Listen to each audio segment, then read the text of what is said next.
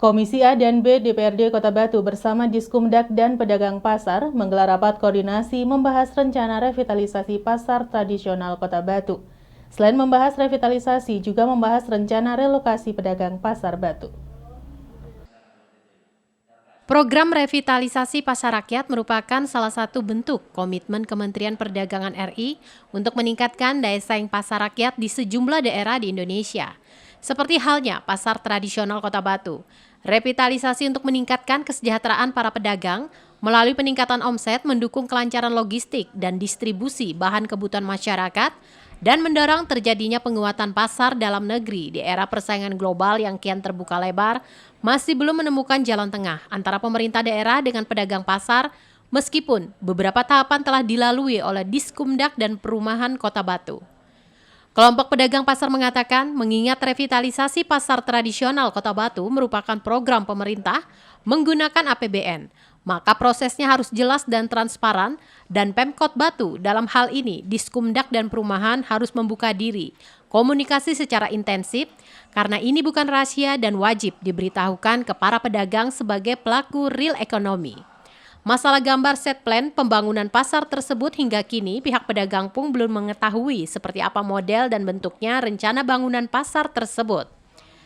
Di sisi lain, permasalahan pedagang menolak relokasi dikarenakan ada wacana bangunan pasar tersebut sebagian tidak difungsikan sebagaimana mestinya pasar karena sudah tertuang dalam Permen PUPR nomor 22 tahun 2018 harus sesuai dengan fungsinya untuk kegiatan masyarakat. Karena dengan APBN, maka proses-proses itu sebenarnya harus terbuka komunikasi. Harus pihak pemerintah daerah dalam ini Pemkot, ya dalam ini adalah Diskumdak dengan Dinas Perumahan, itu harus membuka diri untuk komunikasi secara intensif. Karena ini adalah bukan rahasia. Ini merupakan informasi publik yang wajib diberikan kepada kami pedagang, karena pedagang ini adalah pelaku real ekonomi. Menanggapi hal tersebut, Kepala Diskumdak dan Perumahan Kota Batu memahami kekhawatiran masyarakat tersebut. Namun kelancaran tender dan proses lelang sendiri merupakan ranah dari pemerintah pusat sehingga bukan dari kewenangan pemerintah daerah. Jadi dipastikan tidak ikut anggaran yang direkofusing di tahun berikutnya. Berharap para pedagang pasar besar bisa segera bersiap terhadap relokasi yang akan dilaksanakan di Stadion Brantas Kota Batu. Hal ini dikarenakan lelang MK sudah dimulai sejak 23 Juli lalu dan sedang berproses. Cuma yang menjadi persoalan adalah pada waktu itu semua bicaranya menunggukan DIPA. Nah, DIPA sudah keluar, sudah tidak ada alasan lagi kita untuk segera untuk berpikir ke belakang, tapi bagaimana ke depan. Jadwal sudah ada. Ya, artinya namanya schedule paling nggak ya bisa bergerak. Tapi harapan kita komitmen terhadap itu. Tadi udah jelas kontrak pasar dari pusat, lihat aja disuruh, semuanya tahu kok. Nggak perlu kita tutup-tutupi, semua tahu. Cuma kita mau lihat apa enggak, itu kadang-kadang seperti itu. Yanto Yancong melaporkan. Belasan reklame yang izin pemasangannya sudah habis dan yang menunggak pajak ditertibkan oleh petugas Badan Pendapatan Daerah Kota Malang dan Satpol PP Kota Malang. Total 15 reklame besar di Kota Malang yang ditertibkan dengan total penunggakan pajak sebanyak 400 juta lebih. Petugas gabungan dari Badan Pendapatan Daerah Kota Malang dan Satpol PP Kota Malang Kamis siang melakukan penertiban reklame liar di 15 titik di Kota Malang. Reklame yang ditertibkan ini merupakan reklame yang izin pemasangannya sudah berakhir dan menunggak pajak. Penertiban reklame ini diawali dari Jalan Ahmad Yani, di mana 2 reklame berukuran besar diturunkan paksa petugas karena menunggak pajak. Selain 2 reklame berukuran besar yang ditertibkan di Jalan Ahmad Yani, petugas kemudian menertibkan reklame berukuran sedang di Jalan Soekarno-Hatta. Petugas dengan menggunakan mobil Knorr Lift menurunkan reklame tak berizin tersebut. Kepala Bapenda Kota Malang, Andi Prianto, mengatakan bahwa penertiban reklame tersebut dilakukan setelah adanya peringatan 3 kali namun tidak ada tanggapan dari pemilik reklame. Total ada 15 titik reklame yang ditertibkan. Dari 15 titik ini, total kerugian yang dialami sebanyak 400 juta lebih. Selain itu, pemiliknya juga diwajibkan membayar tunggakan pajak iklan reklame yang belum dilunasi. Kita menginventarisir reklame-reklame yang menunggak pembayaran pajak. Sudah kita lakukan secara persuasif, pemanggilan 1, 2, 3, tapi yang bersangkutan tidak mengindahkan panggilan dari Bapenda. sementara reklame tetap tayang. Dan secara PAD itu kerugian bagi PAD Kota Malang, sehingga tahapan berikutnya kami bersurat ke Satpol PP untuk dilakukan tindakan penertiban atas reklame-reklame yang nunggak pajak. Total potensi tunggakan yang dilakukan eksekusi hari ini kurang lebih 467 juta. Simon Alfredo melaporkan. Mendukung program pemerintah dalam percepatan vaksinasi terhadap masyarakat, Perkumpulan Obstetri dan Ginekologi Indonesia atau POGI Cabang Malang bekerja sama dengan Dinas Kesehatan Rumah Sakit Universitas Brawijaya menggelar vaksinasi bagi ibu hamil di Kota Malang. Vaksinasi ibu hamil di Kota Malang merupakan yang pertama dan diikuti oleh 60 ibu hamil. Vaksinasi perdana untuk ibu hamil di Kota Malang Kamis pagi berlangsung di Rumah Sakit Universitas Brawijaya Malang. Vaksinasi untuk ibu hamil merupakan kerjasama antara Perkumpulan Obstetri dan Ginekologi Indonesia atau POGI Cabang Malang, Dinas Kesehatan dan Rumah Sakit Universitas Brawijaya Malang. Sebelum dilakukan vaksinasi terhadap ibu hamil yang terdaftar, terlebih dahulu dilakukan acara pembukaan sekaligus launching vaksinasi nasional untuk ibu hamil. Dalam acara pembukaan, Ketua POGI Cabang Malang sekaligus Ketua ID Jawa Timur, Dr. Sutrisno mengatakan bahwa angka kematian untuk ibu hamil di Jawa Timur cukup tinggi. Untuk itu, melindungi ibu hamil di tengah pandemi COVID-19 perlu dilakukan vaksinasi. Untuk vaksinasi ibu hamil di Kota Malang digunakan vaksin jenis Sinovac. Ibu hamil yang setelah vaksin juga mendapatkan pantauan dari dokter dari Rumah Sakit Universitas Brawijaya. Sementara itu, setelah launching vaksinasi nasional untuk ibu hamil, kemudian dilanjutkan dengan vaksinasi perdana untuk ibu hamil di Kota Malang. Peserta yang sudah terdaftar dari puskesmas masing-masing, kemudian dilakukan screening. Ibu hamil yang dinyatakan lolos screening langsung disuntik vaksin jenis Sinovac. Sekar Pia Puspitasari, salah satu ibu hamil yang mengikuti vaksinasi ibu hamil mengatakan mengaku senang. Meski sempat khawatir, namun ia perlu vaksinasi untuk menambah kekebalan tubuh di tengah pandemi COVID-19. Merasa khawatir nggak? Ya iya sih pasti ya, karena kan memang tetap katanya vaksin ada resiko kipi, cuma kan ini memang ya untuk kebaikan karena sekarang sudah pandemi juga, jadi usahalah kita mencegah terinfeksi virus COVID ini. Seberapa penting sih untuk melakukan vaksinasi? Menurut saya penting ya, karena ya itu tadi salah satu usahakan sekarang dengan prokes, tapi selain prokes kita juga harus menambah dengan imunitas, yaitu dengan vaksinasi salah satunya.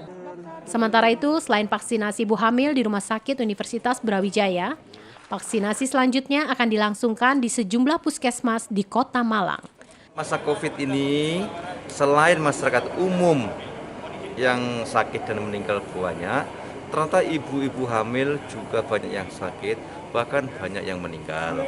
Kalau di masa COVID ini, ibu hamil yang meninggal itu 10 kali lipat daripada yang normal. Resikonya 10 kali terkena dan menjadi beratnya juga demikian. Jadi sangat berat apa yang dihadapi oleh ibu hamil, sehingga kita memerlukan atau kita memprioritaskan agar ibu hamil segera mendapat vaksinasi lebih cepat, paling tidak 2 kali dosis. Hari ini ada 50 ibu hamil yang akan divaksinasi. Kita untuk ibu hamil memprioritaskan Sinovac, karena ternyata Sinovac itu kipinya lebih ringan. Tapi semuanya aman dan bisa digunakan, tidak usah khawatir. Simon Alfredo melaporkan. Terima kasih Anda masih bersama kami dalam Info 7 Malang Raya. Diduga akibat melimpahnya pasokan sayur dari petani, sementara permintaan cenderung menurun, berdampak pada turunnya harga sebagian besar sayuran di tingkat petani.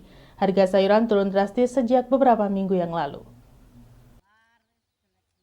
Harga sayuran mengalami penurunan sejak beberapa minggu yang lalu di tingkat petani karena stok melimpah sementara permintaan pasar yang cenderung turun. Turunnya harga ini bertahap dan saat ini masih belum ada kenaikan yang berarti untuk sebagian besar komoditi sayuran. Beberapa jenis sayuran yang mengalami penurunan harga diantaranya seledri yang saat ini di tingkat petani dijual kisaran harga Rp3.000 per kilogram dari sebelumnya yang sempat mencapai Rp20.000 per kilogram. Sawi mengalami kenaikan dari Rp800 beberapa hari yang lalu dan kini berada di harga Rp1.250 di tingkat petani. Brungkul di kisaran 1.500 dan kubis di kisaran 2.500 per kilogram. Harga sayuran ini masih bisa kembali naik, bahkan turun dalam beberapa waktu ke depan tergantung permintaan dan stok di pasaran. Menurut salah seorang petani di kawasan Torongrejo Batu menjelaskan, turunnya harga sayuran ini lumayan banyak dibandingkan 1 bulan lalu, yang sebagian besar harga komoditi sayuran masih lumayan tinggi, sehingga hasil panen bisa menutupi biaya pengeluaran. Di lokasi sisi kiri dan kanan jalan masih menjadi lahan pertanian produktif yang dimanfaatkan warga untuk bertani. Setiap hari, terlihat para petani sedang melakukan panen berbagai jenis sayuran dengan harga jual saat ini cukup berat bagi petani untuk bisa mengembalikan modal yang sudah dikeluarkan. Gimana untuk harga sayuran saat ini, Pak? Turun semua. Turun semua, Pak? Gratis turun. Pak, kenapa turun, Pak? Apa pasokan melimpah, ya? Tidak begitu, soal kiriman tidak ada. Maksudnya kiriman kemana? Ya, terus ini, COVID ini. Biasanya kiriman kemana biasanya kalau ada? Ya, ke Bandung, ke Jogja, itu kan ada kiriman. Oh, sekarang Pak, yang turun apa aja sekarang? Seledri berapa sekarang? 2.000 totalan dari petani. Petani 2.000. Ya. Kemudian apa lagi, Andewi? Andewi 2.500. Asalnya berapa itu? Pernah sampai? Asalnya 12.000. Tapi sebulan lalu pernah sampai 20 juga ya, Pak? Iya, 20. Andewi juga sama, Pak? Sama. Iwan Hikmawan melaporkan. Lonjakan pasien COVID-19 yang meninggal di wilayah Malang membuat pengrajin batu nisan mengalami lonjakan permintaan. Salah satunya Suyatno, pengrajin batu nisan di Klojen, Kota Malang. Selama pandemi ini, beberapa masyarakat banyak yang mengeluhkan ekonomi yang kian merosot. Akan tetapi, pengrajin batu nisan meraup keuntungan lebih. Terlebih pada masa pandemi dikarenakan banyak kasus pasien COVID-19 yang meninggal dunia sehingga dari pihak keluarga pasien banyak yang memesan batu nisan. Akan tetapi, dilema yang dialami pun sangatlah berat karena harus bekerja terus-menerus sehingga tidak ada waktu untuk istirahat karena lonjakan pemesanan pengrajin sendiri mengaku bekerja selama 24 jam. Satu pasang batu nisan sendiri oleh pengrajin dihargai 50.000 dan pada 1 bulannya pengrajin bisa mengeluarkan 50 pasang batu nisan untuk dikirimkan ke pihak keluarga yang meninggal dunia. Pengrajin juga mengaku atas pendapatan dalam 1 bulan mencapai 2 juta rupiah. Pendapatan tersebut oleh pengrajin batu nisan sendiri naik secara signifikan selama pandemi dari yang sebelum adanya pandemi. Dalam hal ini pengrajin diuntungkan walaupun dalam pemesanan yang diterima melonjak. Ya kalau selama ini memang selama pandemi ini memang untuk batu nisan untuk yang buat orang meninggal baru memang sangat banyak sekali. Sampai ke luar kota pun kita ada pesan. Kemarin itu kan selama pandemi ini itu keluar berapa sih ya 50-an kan nggak salah Mas itu yang batu nisan. Kalau sebelum pandemi itu kan memang kan jarang kan, sekarang kan karena orang meninggal kan sangat banyak kan kena COVID itu lah, jadi memang pemesanan memang banyak yang juga banyak. Tim Liputan Batu TV melaporkan. Terima kasih Anda masih bersama kami dalam Info 7 Malang Raya. Menguatkan kepedulian dan mempererat persaudaraan untuk Indonesia sejahtera, Unisma kembali menggelar santunan kepada 1.500 anak yatim dari Panti Asuhan se-Malang Raya dalam rangka menyambut 10 Muharram 1443 Hijriah. Kegiatan santunan kepada 1.500 anak yatim ini merupakan kegiatan rutin Unisma sebagai bentuk kepedulian kepada sesama. Santunan setiap 10 Muharram berbeda dengan tahun sebelumnya. Saat ini ada kenaikan jumlah penerima santunan dari 1.000 menjadi 1.500 untuk panti asuhan anak yatim Semalang Raya dan juga masyarakat yang membutuhkan di sekitar kampus Unisma. Kegiatan ini juga untuk membantu mengurangi beban para pengasuh panti asuhan di tengah pandemi COVID-19 yang masih berlangsung. Pada kegiatan santunan kali ini mengambil tema menguatkan kepedulian dan eratkan persaudaraan untuk Indonesia sejahtera. Hadir dalam kegiatan ini Rektor Profesor Dr. Haji Maskuri MSI beserta jajaran Wakil Rektor, Sekretaris Dewan Pembina Yayasan Dr. Haji Muhtar Data MPD beserta jajaran pengurus yayasan, Direktur Program Pasca Sarjana serta perwakilan 33 anak yatim beserta pengasuh panti asuhan. Acara diawali dengan pembacaan istighosah yang dipimpin oleh Kiai Haji Dr. Jainul Padli Mkes dan dilanjutkan dengan prosesi santunan oleh Rektor, Yayasan, dan jajaran. Dalam sambutannya, Rektor Unisma Profesor Dr. Haji Maskuri MSI mengucapkan terima kasih kepada semua pihak, sivitas akademika sehingga kegiatan bisa berjalan dengan lancar. Kegiatan santunan 10 Muharram, semoga Unisma selalu mendapatkan rahmat, kenikmatan, hidayah dan kemudahan dari Allah Subhanahu wa Ta'ala. Sementara itu dalam sambutannya, Sekretaris Dewan Pembina Yayasan Dr. Haji Mohtar Data MPD menyambut positif kegiatan oleh Rektorat serta ada keutamaan yang menyayangi anak yatim. Unisma setiap 10 Muharram melaksanakan santunan yatim piatu. Santunan yatim piatu biasanya hanya melibatkan anak-anak yatim piatu kota dan Kabupaten Malang, sekarang sudah mulai ekspansi ke Kota Batu. Karena jumlah yang kita berikan biasanya 1.000 dan sekarang mencapai 1.500 yatim piatu. Ini semuanya kita lakukan semata-mata untuk memperhatikan kepada atau berbagilah kepada anak-anak yatim piatu, di mana para pengasuh yang selama ini sudah luar biasa, sehingga Unisma ikut mengambil bagian untuk santunan di 10 Muharram ini. Iwan Hikmawan melaporkan. Untuk meningkatkan dan mengenalkan program Among Tani Foundation sebagai lembaga swasta di luar pemerintahan Kota Batu, mengagendakan 3 program antara lain Lenggok Balai Kota Among Tani, Satu Nama Satu Pohon, dan Angkringan Khas Jogja ATF. Bertempat di kantor Among Tani Foundation atau ATF di Jalan Hasanuddin, Kelurahan Sanggrahan, Kecamatan Batu, Kota Batu, Among Tani Foundation memaparkan program. Adapun program yang kini telah dijalankan Among Tani Foundation, yakni Satu Nama Satu Pohon, telah hampir 5.000 pohon ditanam di wilayah Kota Batu. Program lain yang sedang digagas Among Tani Foundation yakni Lenggak Lenggok Among Tani, di mana Lenggak Lenggok Among Tani bertujuan untuk lebih mengenalkan apa yang ada di Balai Kota Among Tani seperti patung Presiden pertama Republik Indonesia Insinyur Soekarno ketika melakukan sungkem kepada ibundanya. Tidak hanya itu, program lain yakni Angkringan Khas Jogja ATF kini juga dihadirkan di Among Tani Foundation dengan menyediakan angkringan khas Jogja. Septi Widi mengatakan, sengaja Among Tani Foundation memaparkan program yang dijalankan di hadapan publik agar masyarakat mengenal dan memahami apa yang ada di dalam Among Tani Foundation. Diharapkan program yang dijalankan Among Tani Foundation bisa menjadi pilot project dalam mengawal pembangunan pemerintahan Kota Batu untuk masyarakat Kota Batu. Yang akan dijalankan sebenarnya banyak sekali, namun yang sedang dijalankan saat ini adalah program Lenggok Balai Kota Among Tani, kemudian Satu Nama Satu Pohon, sama sebenarnya bukan programnya, namun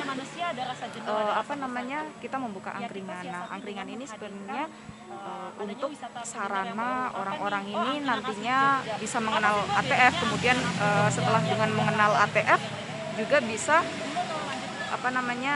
mengenal program-programnya ATF seperti itu.